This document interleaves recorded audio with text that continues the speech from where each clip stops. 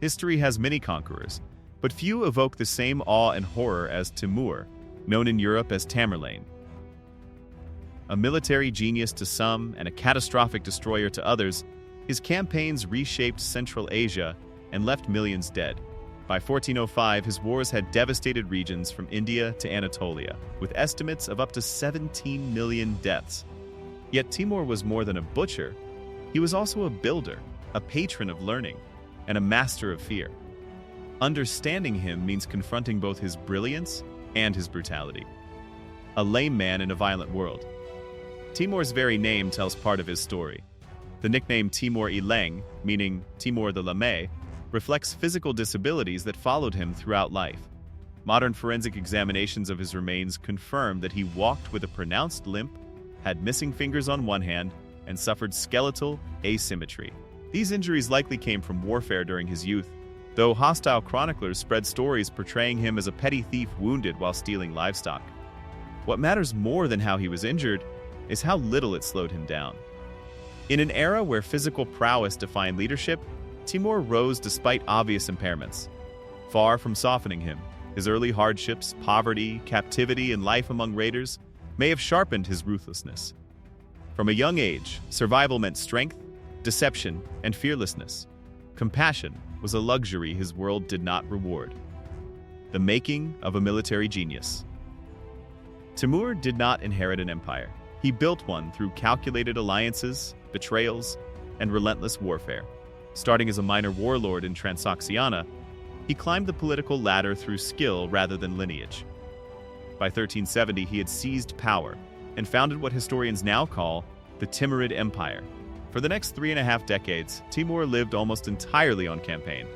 He mastered mobility, logistics, and intelligence gathering. His armies moved fast, struck unexpectedly, and rarely fought fair.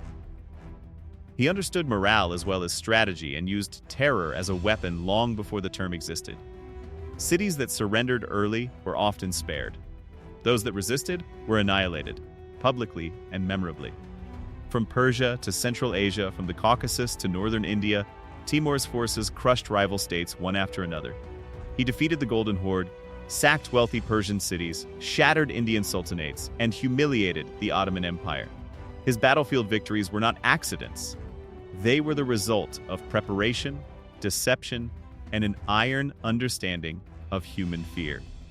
Terror as policy. One of the most infamous aspects of Timur's rule was his use of mass terror to enforce obedience. He believed that fear saved time and lives, his own soldiers' lives at least. Cities that rebelled faced consequences designed to echo across generations. At Isfahan, after an initial peaceful surrender, a revolt against Timurid taxation led to brutal retaliation. Tens of thousands were killed, and their skulls were stacked into towering monuments. These were not acts of random violence. They were deliberate messages. Word spread quickly. Resist Timur, and your city becomes a warning. Similar horrors followed elsewhere. In many cases, soldiers were ordered to meet quotas of severed heads. When enemies ran out, prisoners and sometimes even civilians paid the price. While medieval warfare was often brutal, Timur's systematic use of spectacle violence pushed boundaries even by contemporary standards. Delhi in flames. Timur's 1398 invasion of northern India remains one of the darkest chapters of his career. India at the time was politically fractured, weakened by internal conflicts and rival claimants to power. Timur exploited this instability perfectly. After advancing through the Punjab, looting towns along the way, he reached Delhi. On the eve of battle, fearing rebellion among captives, he ordered the execution of approximately 100,000 prisoners. The order was carried out swiftly and without hesitation. Delhi fell soon after. What followed was widespread slaughter, looting, and enslavement.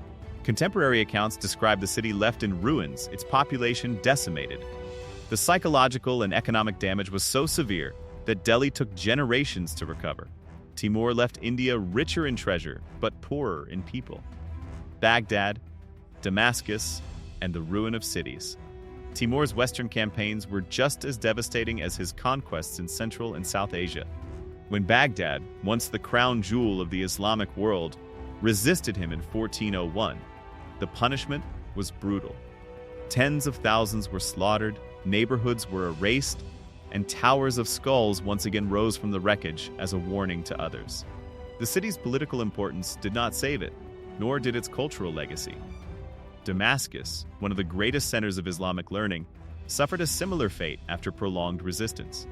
Fires consumed large sections of the city, civilians were massacred, and survivors were enslaved.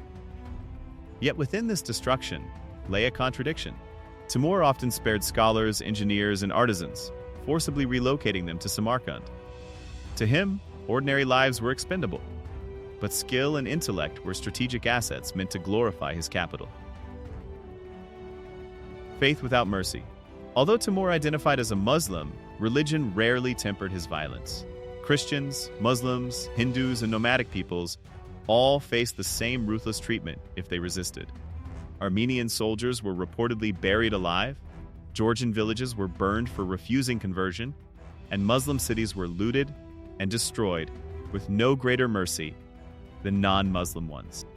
Timur's religious explanations often masked political goals. He invoked faith selectively, using it as justification rather than moral guidance. This approach alienated communities across religious lines and earned him condemnation even within the Islamic world. By the end of his life, fear, not faith, was the foundation of his authority. The fall of an Ottoman sultan. Timur's confrontation with Bayezid I reached its climax at the Battle of Ankara in 1402.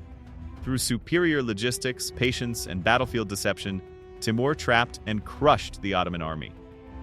Bayezid's capture marked the first and only time an Ottoman sultan was taken prisoner by an enemy, a humiliation that shocked the Islamic and European worlds alike. Accounts of Bayezid's captivity differ. Some describe cruel treatment, including confinement in a cage, while others suggest later exaggeration by hostile writers.